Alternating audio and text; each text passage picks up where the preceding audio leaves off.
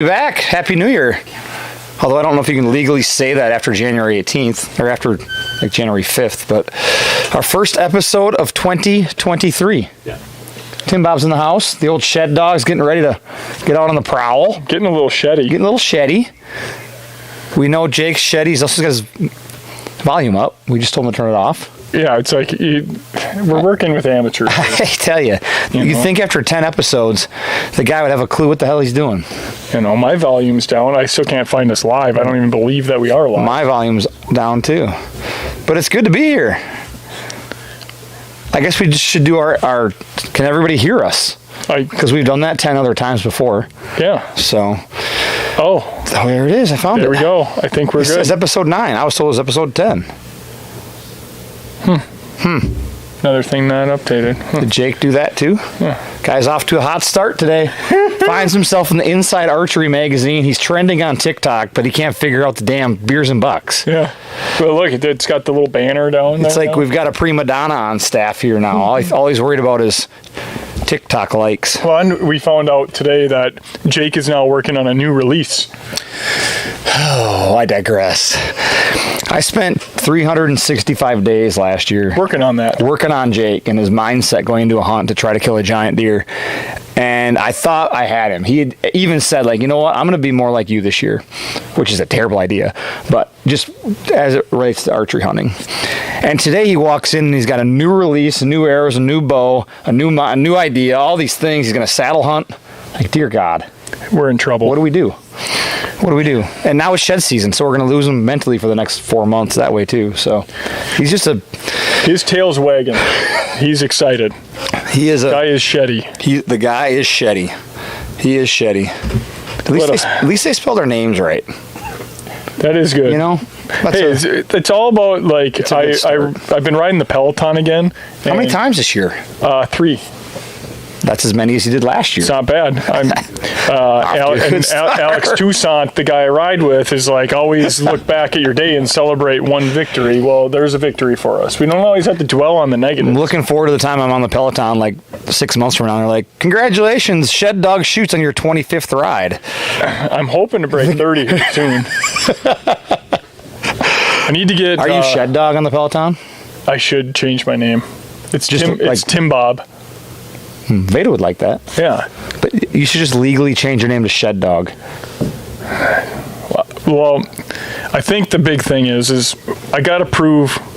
Last year I came out hot. This year I got to back it up. Otherwise, what am I, the shed kitty? How many? Like, you do like cats. I'm a big cat guy. How many sheds did you found prior to last year? None. 0. Not a shed. How many sheds did you find on one farm, walking one big sexy plot? 11. Then I got home and I was just like, oh, there's a shed. But Mel, my wife's talking smack this year. It's kind of cool. We woke up the other morning and I had like a weird dream. It was like work related and stuff. And she woke up and she's like, I had a dream that I found a giant shed this weekend. And I was like, whoa. That's weird. Because she has never found one. She's a shedless youper. So now, if all of a sudden she finds a bunch, then she's going to take Shed Dog title. And then now what does that leave for me? Oh boy. Yeah. Dilemma. It is a dilemma. She's going to find a hammer too. Oh yeah. Just a giant. Didn't even know that buck was there. She's going to make Spency's shed look like a spike. Well, we got a lot to talk about. We've had a big start to the year. We've got some drama, but we've also got some beer, so that helps. Yeah. I should probably have my Minnetonka, huh? Yeah, thanks again to Hop and Barrel for some reason continuing to sponsor us. So it's kind of funny because I walk in and we've got a fridge here at the warehouse and it's just chock full of beer, deer sticks, and then there's like mounds of protein bars. I'm like, what is going on in here? Like, we're getting yoked, but we're getting also loaded, but not during business hours because we got to keep the quality control up. Oh yeah, yeah. That's why you hire 19-year-olds. Yeah. Can't drink. Key part of the strategy. Oh, I cut you off. You were saying, though, 2023. Well, last week the boys were down in Indianapolis, and I had major FOMO for not being down there. let's hear a little bit about the show. It was, I mean, it's the Archery Trade Association show is a fun time to kind of get together. It's the one time a year where all the archers band together and fight for what we do and celebrate it, and you get to see people, and it's just so much fun. And it was our first time kind of being a part of it, really. Riley led the charge. He set everything up and got the booth dialed in, and it gave you goosies when you walked in. Jake and him went down early and set it up, and it was a fantastic week. I mean, it was fun to hear other people's feedback on what we're doing. I mean, we're in the middle of it, nose to the grindstone. I mean, if you're in here today, these guys are grinding. Nobody sees that. We see it. But you don't see what other people think of your brand, really. So it was fun to just see that what we're doing, people like it. Yeah. So they like Beers and Bucks. I'm not sure why, but it's fun. Yeah. But no, it's fun. Well, we talk a lot of smart stuff here, strategies. We do. So it was a really fun event. Really proud of the guys and how they did, and apparently we're making some buzz. You're blowing into the mic again. No, it was really cool from the background, just watching in, and definitely need to make it next year, because like the way I saw Jake fanboying down there, that's gonna be me. When Ben Rising walked in, and Jake got a little like mini chub going on, and then when got a little ruddy. Oh yeah, he was getting ruddy. You could smell it. Like he was, yeah. And then when he went in for like the hug, like it was like lockdown phase. Like I didn't think we were gonna be able to get Ben out of there, because Jake was just like I envy you. Yeah, it got weird, but yeah. But now it was fun it's good. It's fun to see those guys and the things they say about our brand, even though they probably legally can't. But yeah, it's pretty cool stuff. All the guys from Shields were there, getting ready to get things rolling. We had so many dealers there that kind of got their program set for 2023, and it should be a pretty easy to find domain in 2023 when it comes time to planting season. So Jeff Patrick, you guys are the Matthews of the seed world. Wow, we appreciate that means a lot, man. It's funny when we started the company, we were originally in my shop at the land, and because it was going to be for friends and family, and then we were in Mike's basement, and then we finally moved into a small part of the warehouse we're in now, and we had a whiteboard, and I put a Yeti sticker on the whiteboard. I was like, let's just be Yeti. Mike's like, what do you mean? I'm like, you ever seen somebody wearing a Yeti ball cap? He's like, yeah. You ever seen a Yeti sticker on a truck? He's like, yeah. Like, dude, they make coolers. Like we can do that. Yeah. So no, we appreciate the support, and the brand and the quality is really, when you think Yeti, you think high quality, you think brand, and that's really what we've been after since day one. So to hear stuff like that, we really appreciate it. The first comment everyone makes is like, your marketing's awesome, your product or your packaging is sweet, but if what was inside sucked, it wouldn't matter. No. So I always say, like, the reason you can see through it is because we want you to see it. Exactly. Because it's as good as you're going to find. So that's the best part. We've done it the right way. It's a family business. That's fun, right? And our family keeps growing. We got Sambo. He's stuck around for a few more weeks, which is good.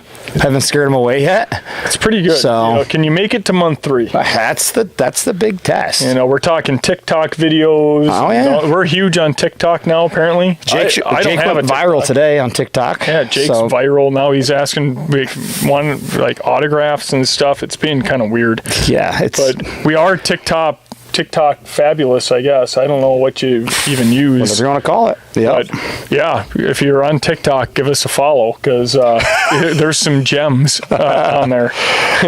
The one that we posted today that got no views is the best. The snake. Yeah. We talked about it last episode, but the actual video of Tim's battle with the snake is live. It might be on Facebook tomorrow. Probably going to be on Facebook tomorrow. It's going to be pure gold. That's a gem. It's pure gold. For those of you that don't know, Tim went hand-to-hand combat with a 6-inch garden snake. If you slow the video down, you can see that there's 2 of them. And the average gardener snake is not that big. These were big. You can't even see them in the video. They're so small. You have to look close. It's off in the distance. I think I scared it. All I can see is you tiptoeing. Well, you guys can see it tomorrow. It'll be posted on our Facebook page. It's hopefully you get a good laugh. Oh, it's pure gold. Should we transition real quick to this little dandy We right probably here? should. Just get her done. We probably should. It's kind of been, Spency's been grinning ear to ear all week, just walking around writing on his sheds. When you find big sheds, you can do whatever you want with them. And that's a big shed. This thing's a hammer. What do you guys think that thing scores? Any guesses? I mean, 50 inches?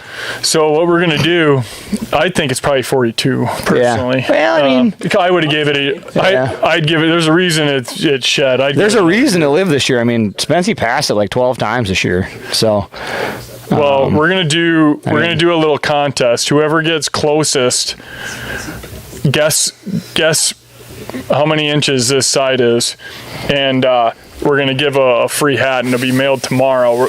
We're gonna, when we log in tomorrow morning, whoever's closest wins. So get your guesses get a in. nice little turn on that sucker so you can see all the mass. That thing is just ridiculously large. It's pretty sweet. But what we uncovered, so it's twofold. One, people on TikTok were very vocal about this. Then my brother-in-law, Mel's brother-in-law, he's one of the owners of North American Shed Hunting Association, the club. And they have some of the biggest sheds on record ever found. And what he noticed was there's some writing here on the pedicle. This one says 2023. As in, they found it this year. He goes, why the hell would he write on the pedicle? Do you know what that does to the value of your shed? Well, then we look at it, and Sam brought some sheds too, because he wanted to show off what he's found. Well, he showed those off before. He wrote all over his too. And it turns out that Luke Thompson actually wrote on there. So now I'm curious. Luke owes you like probably at least $150. I mean, Luke doesn't mess around. He's very calculated in everything that he does. The handwriting and everything in here, I mean, it's impeccable. Look at that. If he wrote on it, there's a damn good reason why. Even the farm where it was found. Everything. I want to get permission Pretty impressive. Sam, if possible. It's pretty impressive. So I'm curious to get people's feedback on the we're getting some guesses. Great Sharpie conundrum. We're getting some guesses coming in. Do you write on the shed? Do you not write on the shed? I mean, we're not selling the shed anyways. Who cares what the value? But do you write on it or not? Shane wants shed. You want to see somebody get sheddy worse than Jake? Once I heard the value of it, I would buy it for 3 times that just to not have it sold. Fair. Yeah. If that made any sense at all. It didn't. I don't know. Well, it's pretty cool. They're going to head back to Farm X. They won't tell us where it's at. We got some good votes here. I know, we're getting pretty close. These are a lot closer than the people earlier on Facebook. I probably shouldn't give that kind of feedback, but the votes are, nobody's got it on the nuts yet. But you guys are really good. They want a hat. They want a dang hat. We're gonna give them one. Whew. Hopefully, Sheddy. I almost called Spencer Sheddy. It could be his new nickname. Although Jake should be Sheddy if we called him anything, but he's got Ergy, and that just fits. But I was gonna say, if he could find the other half, that would be cool. That would be pretty magical. I can't get over this splayed brow tine. It's like a knife. It's the coolest thing ever, outside of the turkey foot. Yeah. Yeah. I'm gonna shoot this deer this year. Going on. I think. Yeah, I would shoot it. Yeah. I think I'll come rain on Spency's parade. Fires in with the gas. Ooh, J.R. Woods. I can't guess because I know it, but I want to. Brian. We have some really good ones. There's people within an inch. Love it. We don't know what person it is, but we have someone within an inch. pretty cool. So the other video that went hot, Jake, our viral TikTok video. It's not a dance. Maybe we'll get one. We're trying to follow the trends here. We're trendy people. We have a video that we're trying to get the guys in the shop to do, but I'm going to have to come in and show them what's up and how to do it. How did that noise go again? Whoa. Yeah. You've got the vocals for it. I do have the vocals. It's in your range. Yeah. So I'll sidestep and I'll tell a story about your range. I do have good range. Yeah. Mike invited me down into kind of central Wisconsin. There's a bunch of public land, and I've never done big deer drives like this. You talk like 20 guys in the woods. You got 5 standers, and then I didn't realize you're walking like 2 miles through a swamp. It was great. If I'd have told you that part, you wouldn't have came. I went to came. Shoot a deer. You got to cut a tree down, carry it out a couple miles. That was a blast. Right up Tim's alley. I couldn't wait to get back and have a beer. But what I uncovered is early on in my first drive, everyone had their own hoot. And why you hoot is you want to make sure that other people can hear you and know where you're at. And I was a little gun shy starting the drives. I was scared. I was nervous. A bunch of new guys. I didn't know what to do. And as I'm walking through, a piece of brush comes and like whacks me in the face, and I instinctually like backhanded it back. Used to be a big WCW wrestling guy. Just instinctually it came out. Just a woo! A little Ric Flair. Just Ric Flaired that thing, and that became my hoot.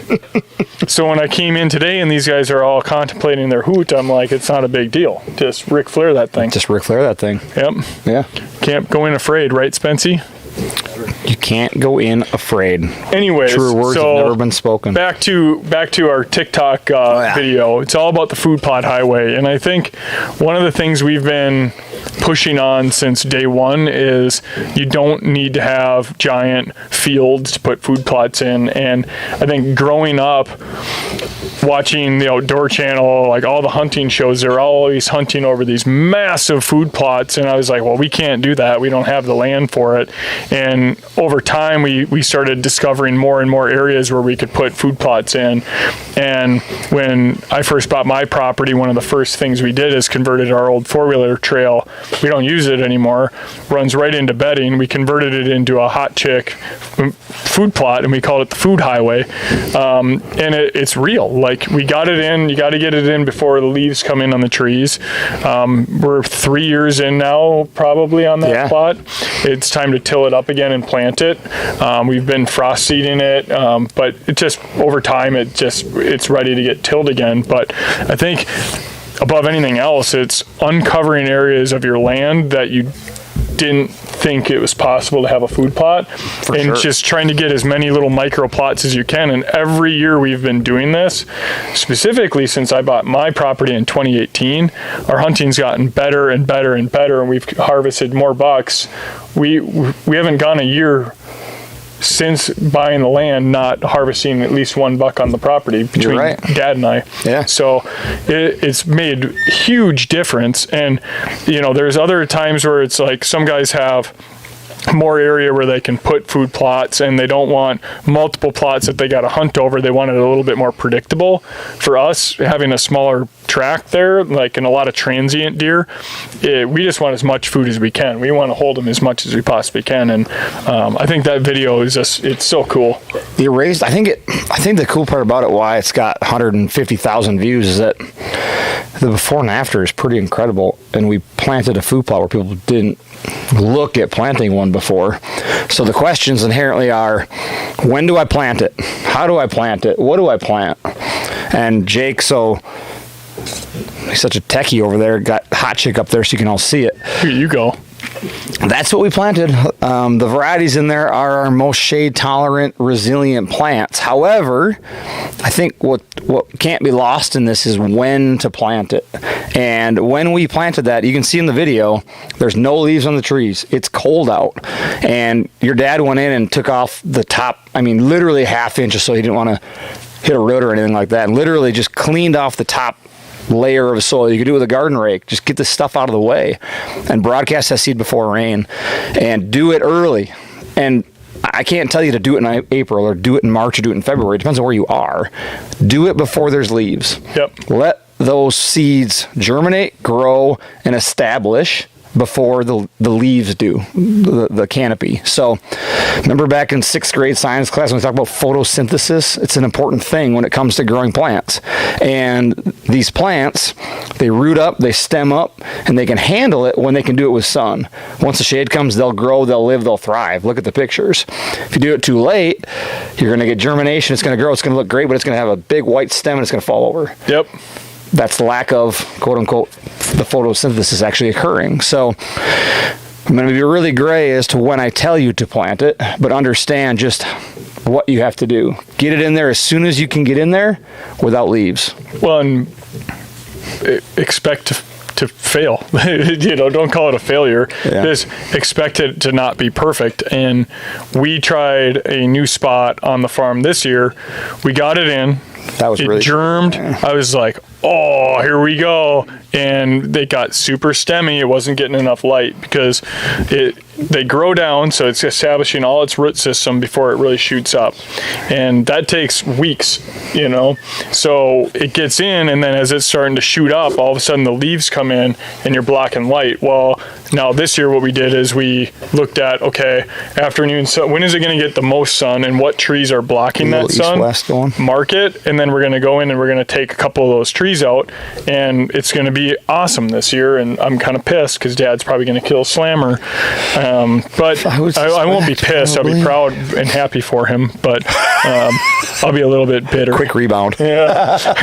But I just think like anything, it's trial and error. Like don't expect perfection in year one. Ours, the first year we did the four-wheeler trail, it was like, whoa, that sucker came in awesome. Like we got a little bit of luck because it does get really good sunlight. But some of those shadier areas where you want to put one, you get it in, and if your plot gets super stemmy, you think it's looking good at germination, and then all of a sudden what happened to my plot? It's not getting enough light. There's no light plot out there. Correct. Unless you want to plant a bunch of like ryegrass and crap, which we don't have in any of our mixes. So you do need to make sure you get some light in there, mark your trees, just trust the process, learn from it, and just try again. And you might even be able to replant it if you get some trees out, but most cases before the leaves is the best. And once you get it going, like Jake's is a pretty cool example. I'll call it his backyard plot that's very shaded. His first, I think, what was that, 3 years ago you planted it the first time? And I'm pretty sure it was Hot Chicken Comeback Kid that he established it with. And I mean, he put the lime down, he put the fertilizer down, had a four-wheeler in there, did what he could. And I mean, it was one of the best plots I've ever seen. It's pretty awesome. And then every year since, he frost seeds with Comeback Kid. Hot Chick and No BS are easier to establish in less than desirable conditions. Comeback Kids can provide higher protein and last longer. So you've said it before on here, like if you're going to start a plot in a new area, throw in Hot Chick. Yep. Year 2, frost seed it with Comeback Kid. It's like the perfect combination of goodness. Well, the chicory and Hot Chick's going to grow faster than a lot of the weeds. It's going to help choke it out. So as you go in and then it's ready to get mowed, which again, kind of early to talk about this, but once your clover plots start to flower, it's kind of an indicator of when it's time to go in and give it a haircut. The chicory will help to drown out those weeds, and you might still have weeds. Like if you don't spray, you don't do a lot of weed control, you might still have weeds. We tilled up a plot, the apple tree plot this year, replanted it in Hot Chick, and there was weeds in there, but we didn't do any weed control. We just kept mowing it. Now this year we're going to go in and frost seed it, and all of that's going to outpace those weeds, and we're going to have a beautiful clover plot. So, we talk a lot about that too, of like, it doesn't all need to be like Instagram worthy. Like, oh, we do share a lot of pictures of beautiful food plots, but there's some of them that are in there kind of, we're establishing in the phase, and they're going to have a little bit of weeds. The popple plot has been a weed problem, but it attracts so many deer. Doesn't matter. Out in front of the cabin prettiest. this year, Yeah. we put another way to establish those plots is in the fall, and we planted Sugar Mama. Posted the video a couple weeks ago. It's just getting crushed. Well, you look at it, it wasn't like we didn't do a lot of advertising photos in the plot, but it still produced a bunch of tonnage, and they're in there hammering it. And guess what? In the spring, all that clover is going to come up. We're going to go in and frost seed it. We're not going to have to introduce a tiller to it. We're going to have a beautiful clover plot. Let's talk about frost seeding. Let's do it. We've gotten a lot of we've posted a lot about frost seeding. It's January in Wisconsin, and we can't shed hunt. There's 10 feet of snow. It's too early to frost seed, but we're thinking about it, and it's important to start thinking about it. So we've posted a lot about it, and as a result, we've got a ton of questions about it because frost seeding is one of those things where my favorite way to establish cold season perennials, without question, also has a high fail rate because people sometimes, unfortunately, and it might be our fault in how we talk about it, use it in the wrong circumstances. And that's kind of what I want to talk about is the best places and times to frost seed. Timing wise, again, can't give you a date. It's more or less state by state. What I like to say is that last week of the winter transitioning to spring, where it freezes at night, thaws during the day for a several day stretch. Great time to get out there and frost seed. It allows the plants to kind of be naturally set into the soil. That freezing and thawing expands and contracts, pulls the seed in, sets it. They will sit there and wait as long as they need to. They're not going to freeze, and soil temps rise, air temps rise. You'll get germination before weeds. Great way to establish those cold season perennials or fill in. But places to do it is kind of the thing I want to touch base on because these seeds aren't magic. If you have a 6-foot CRP field and you just go broadcast comeback kit into it in March, you're probably going to be disappointed. It's probably going to be a 6-foot CRP field next year. So some key places or ways to do it. A perennial plot that you're looking to fill in. Great way to frost seed. Literally just go in and broadcast the seed. That's how hard it is. What concentration are we doing? So I actually got asked that question. Yep. Typically it's 2x. 1.5 to 2x, yeah. So if you're going into an established, let's say you've got an established clover plot already. I'll use way less. I'll even use half the rate. Yep. Even during frost seeding. Yep. Yeah, in an established perennial plot, I won't use 1.5 or 2 like I will if I'm going into a big sexy plot that was annihilated. Okay. I'm going to use more. Not because I want to save more seed, but because with frost seeding, you're going to have debris and things in the way. Not all the seeds are actually going to get to the soil. So unfortunately, the downside of frost seeding, you have to use more seed. Yep. The upside is we don't disturb the soil. We don't till up weeds potentially. We don't burn gas. All the things. So there's obviously pros and cons, but the right time, the right seed, which are conveniently right in front of you, and the right method, right application. What are you putting it into? Don't put it into an area where there is stuff in the way. Leaves, debris. Exactly. You got to be able to clear it. The seeds have to touch the soil at the end of the day. Some of my favorite plots to frost seed were last year's big sexy plot. 100%. It's just, I mean, you go in, it is just blown up. Yep. It's ready to go. There's a ton of soil. They've just massacred it all winter. Or those existing clover plots. But again, if you're in a spot where, leaves fell on it in the fall and you didn't get it cleared off, like, you got to think, are your seeds still going to get seed to soil contact, right? It's just like when you plant in the summer, when you till and you go, okay, like, yep, you need seed to soil contact. It's exactly the same here. With partially, runoffs happening more with freeze thaw, so you're losing some seeds. So, doubling it up in that. And then I really like that feedback on what to do, because John Fair and I were talking about that this week about how much should I put in, and also what seeds can you put in. Typically, anything that's got brassicas, oats, wheat, those are not going to be frost seeded. It's going to be any of your clover mixes, strictly clover mixes that you can frost seed. And switchgrass. Actually switchgrass, that's surprising. Works actually best that way. But yeah, As long as it's into an environment that's ready for it. come back and hot chick. And I mean, switchgrass is expensive too. So if you're going to go in and try and frost seed it, and you're putting more down, but you better make sure that that's clear. Yeah, make sure the area is ready for it. I had a conversation last night actually with a guy who is about to redo like a 300-acre farm in Buffalo County, and switchgrass is one of the ways he's going to do it. But the area he wants to put the switchgrass into is currently like set aside, knee-high weeds and grasses, and he wanted to frost seed it. And while frost seeding is the best method, in that scenario, I was like, I honestly wouldn't do it. I wouldn't waste your money on the seed to frost seed it. I would either A, go through, till it, let it sit, spray, plant it, or B, what are you using it for? And his main deal was access. I was like, put incognito in. At the end of December, like freaking cut it and till it and let it sit, and then come back with switchgrass. Yep. Just frost seed it into it next year, because they were going to bow hunt and gun hunt opener. Heck, after that, just get rid of it, and then get it ready for next year. So there's a million ways to do it. I'm not sure which one he chose, but we'll see. We'll find out. And it's like key time right now is just like, again, looking back on where you saw success this year, trying to double down on that success, and where, like, I didn't feel that our lower field at the cabin, we talk a lot about the lower field there, I feel like this was the worst of the 3 years since we've been doing it, and I thought it was going to be the best. I whacked a doe. She stomped at me.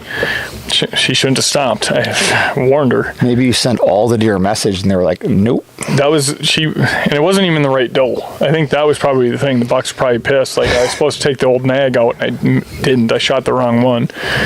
I kind of felt bad actually after the fact, because like old nag was like stomping her way out of there. I'm like, shot the wrong doe. I mean, backstraps still eat good, but helps you break the ice too. As we like think back and we look at it now, as we go into next year's plan, we went 2 years in a row killing bucks out of that muddy down there. This year we didn't even really have any opportunity there. Hunted it a fair amount, and it's going, what did we do differently this year, and how do we tweak it? So I think it's all like, food plotting is not meant to be like, oh, I'm the expert, I know exactly what. It's meant to just like keep trying new things, and when you find things that work, just keep working on it.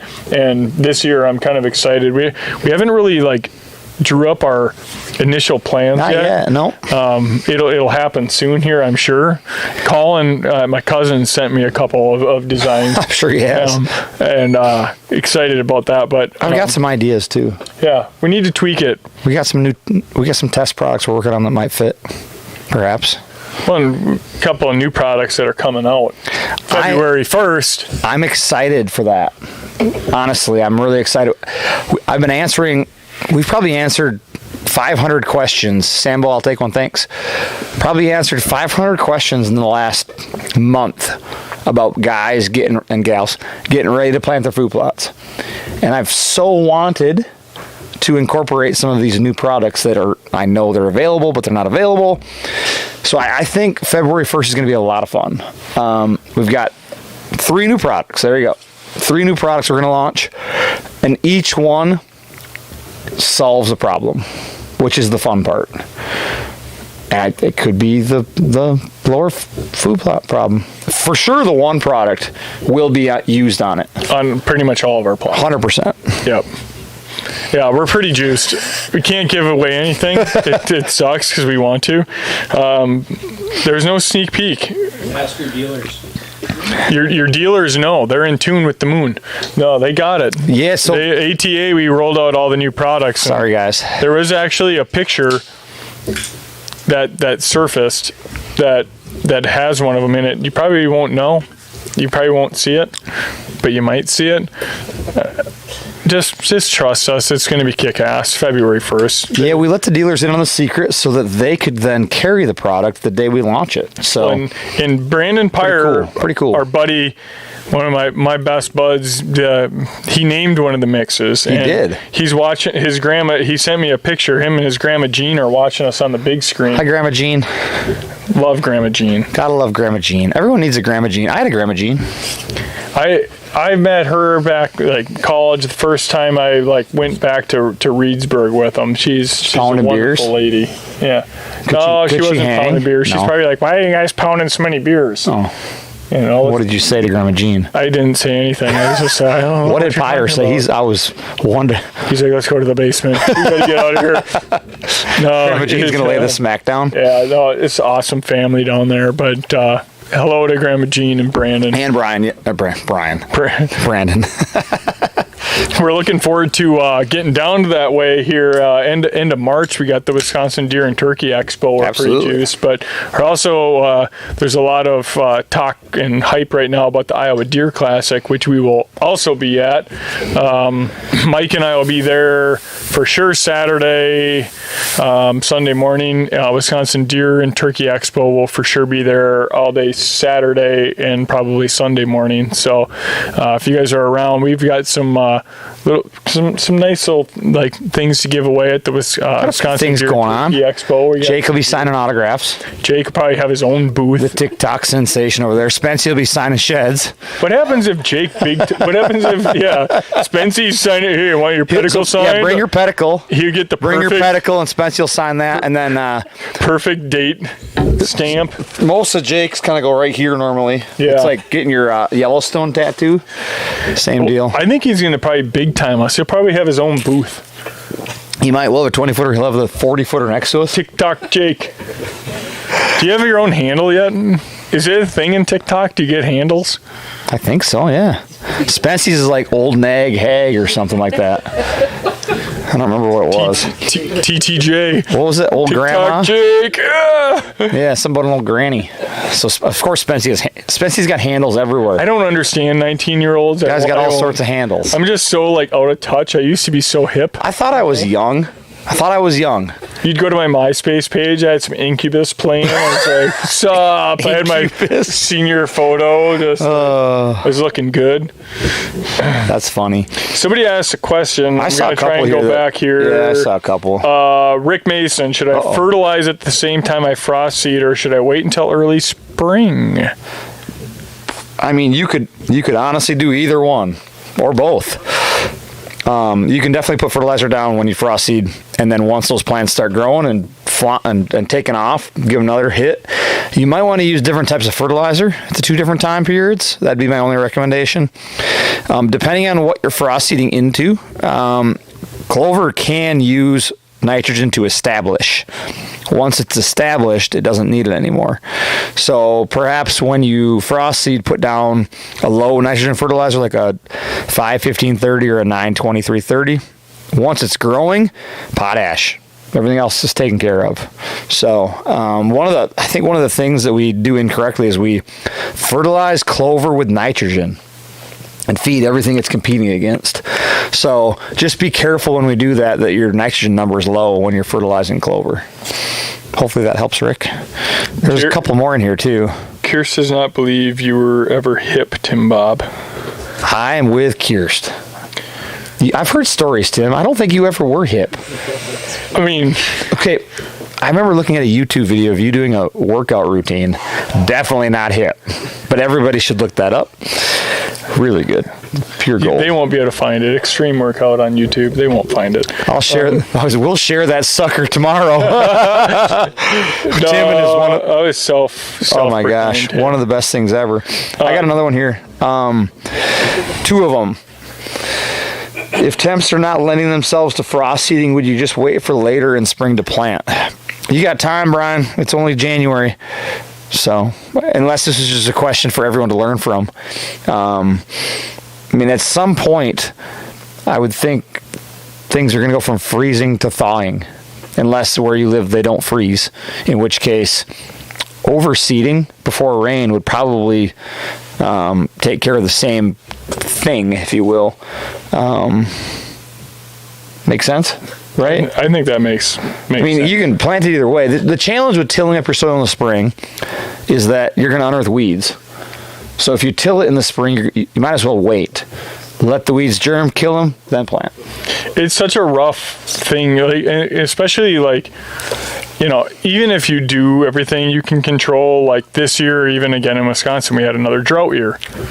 What happens in a drought year? Somehow weeds, man, because you look at like these weeds and you look at the root systems on these weeds, they are sucking up moisture and they're going to continue to grow. So some of it's out of your control, but I think, planting in the spring, it can be challenging. Like establishing clover plots in the spring can be challenging because you're going to fight weeds, and it's almost inevitable.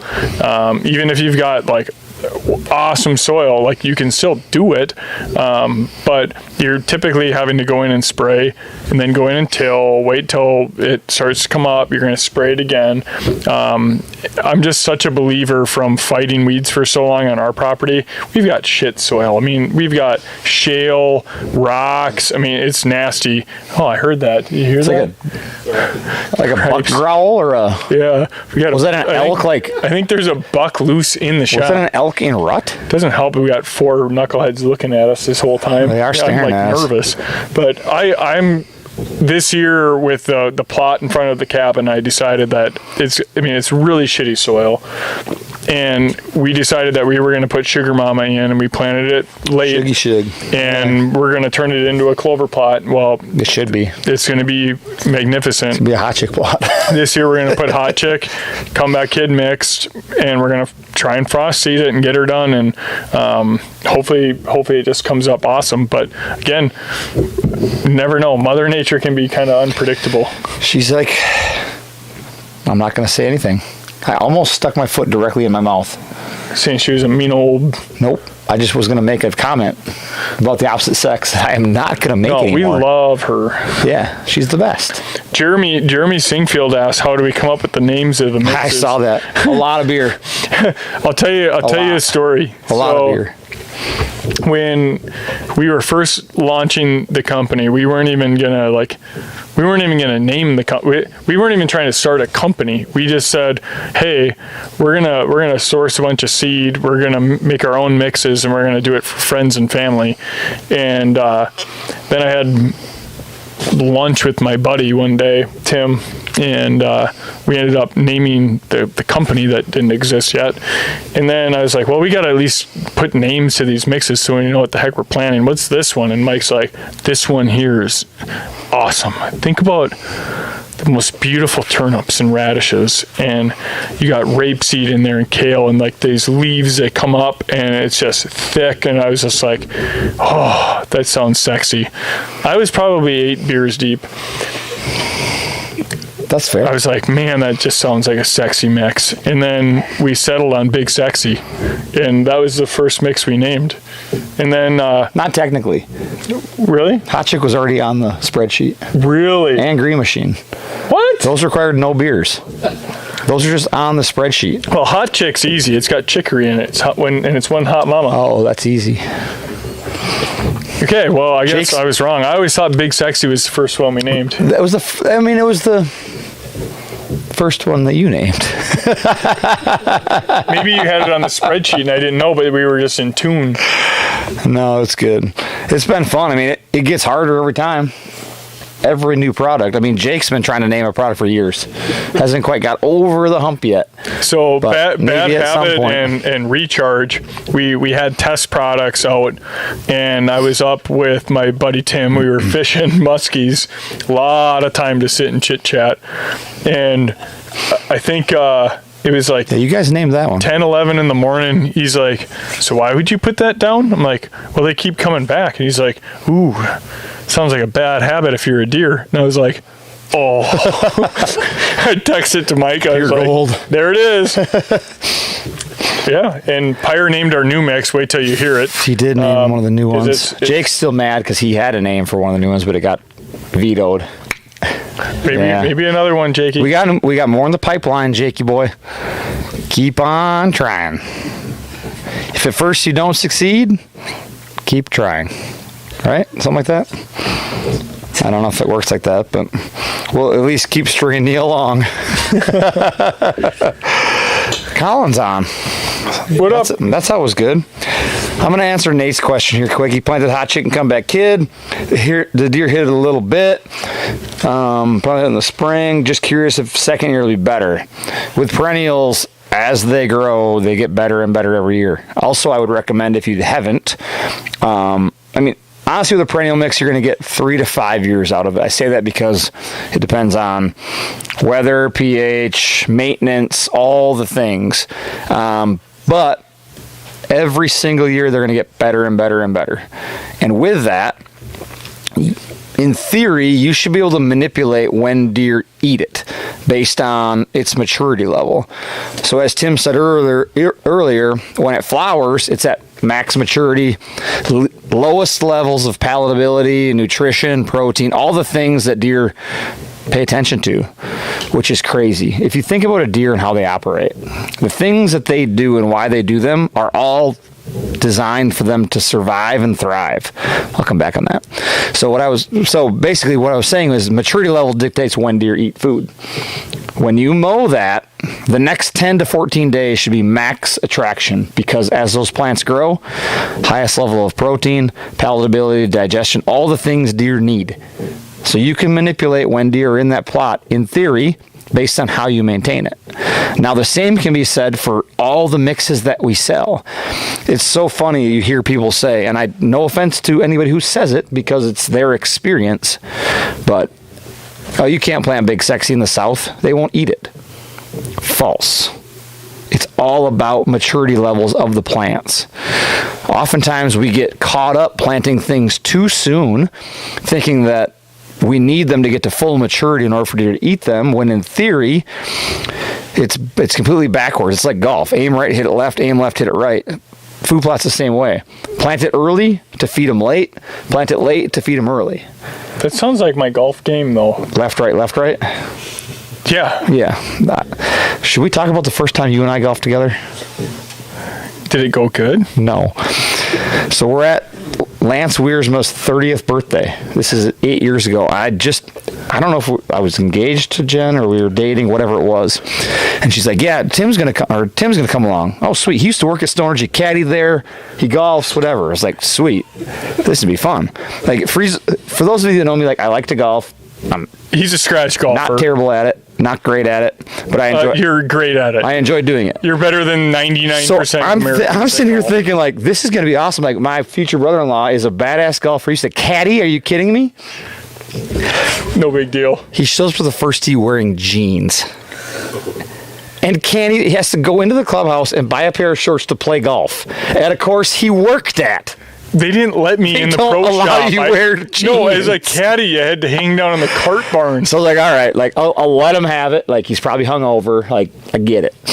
Stands up on the first tee and hits his first 3 balls out of bounds. And not one of them went 100 yards, but they all went out of bounds. Scold him. And he's my partner in this scramble. Fantastic. So, no biggie. Like, first tee jitters, I get it. Jeans, we'll let him slide. Get to the second tee. His first 2 swings don't hit anything. We're 2 holes in. He's swung 5 times, and he has 3 less golf balls, and his tee shot on the second hasn't moved yet. Whoopsie daisy. Oh, it was a fun day. When Jen worked for the PGA Tour and I played Sawgrass, and I lost 8 balls on the 17. Ultimate, like one of the most famous holes in golf, the Island Green. I didn't even get to putt it. Like, I literally walked out to throw one out after losing half my bag of balls, and it rolled off. I just went and sat. At that point, I just resorted to Coors Light. I'm like, I'm going to get through this. Which was probably wise. Yeah, with a member there, he showed me how to read the green. I'm like, pal, I don't putt. Like, yeah, it wasn't good. I'm not a good golfer. I don't pretend to be. I enjoy golfing. We've had fun since then golfing. Yeah. That is one of the more memorable experiences I've had on a golf course. Part of it because my perception of what you were was completely wrong. See, I get that a lot. I kind of thought so. I feel like a lot of guys put me on a pedestal. Yeah. Yeah, they hold you up here. Yeah, and then they meet when they find you, you're like, whoop. They're like, oh, Yeah, no, I get it. Like, Pyro was all about that back in college, because I being put on a pedestal? Well, I was a pretty big athlete. You're like a 4-time state champ coming in? Well, back in high school, I was a pretty big athlete. Yeah. You know, and Heard back in those stories, too. 1996, I took 6th place in the folk style wrestling tournament in Prescott, Wisconsin. Out of how many? 6. Yeah. But it's not a big deal. I got a trophy. So Were you the one telling me about brown ribbons? yeah, I actually have quite a few brown ribbons. I thought that was fairly common for people to have. Mike's like, well, mine are like blue and red. And I'm like, I have like a lot of like green and like just like Green, yellows, and browns. kind of like a turd color, like a lot of those. Kind of like the what's that? Meet the Fockers, where they have the like Hall to Gaylord, and like that's basically. I feel bad for my father. Like he was actually a good athlete, and I just didn't really amount to much there. Oh, God. I'm finally admitting it. I'm coming clean. One of my favorite stories ever is having Jeff in the room and then talking about the story where you let the girl pin you because you felt bad. And your dad is just like, No, that was a different story. I took a kid down and I made him cry. that's right. And I was Yeah. like, oh, I felt bad. So then I helped him up, and then he tackled me and pinned me. Like, what a dick. Where's the sportsmanship Was there? that the same tournament you got pinned by a girl? It might have been. She was big for her age. You can't even make it up. You can't even make it It up. was not good. Like, of all the things that I'm not proud of in my life, that's on the top 3. We might have to end it right there because I don't know if I can speak anymore. Oh, God. Pyre, I hope you're not still watching. Timmy's wrestling stories, every time I can't. I try to put myself back, like sitting in the crowd watching, going, why is this kid? What is he? Oh, he. I had my own unique style. I can't even imagine. I can't even imagine what your style was. Oh my gosh. I wish we could just like go back in time because it would have been a treasure to watch. Yeah, They would have wrote books about it. probably. Probably still will. It's so freaking funny. Well, I think we got to just call it. I mean, there's a few more questions to answer, and we're going to answer them. Jeremy already answered his. Yes, we found sheds. They're big. We didn't find them. Spency's buddy found them. Sorry. Spency took all the glory, but he didn't actually find the shed. And just so you know too, we're doing a little contest tonight. We're giving away a hat. If you can score this shed by 9 a.m. tomorrow, we'll give away a hat. It's not small. It's bigger than 50 inches, my initial guess.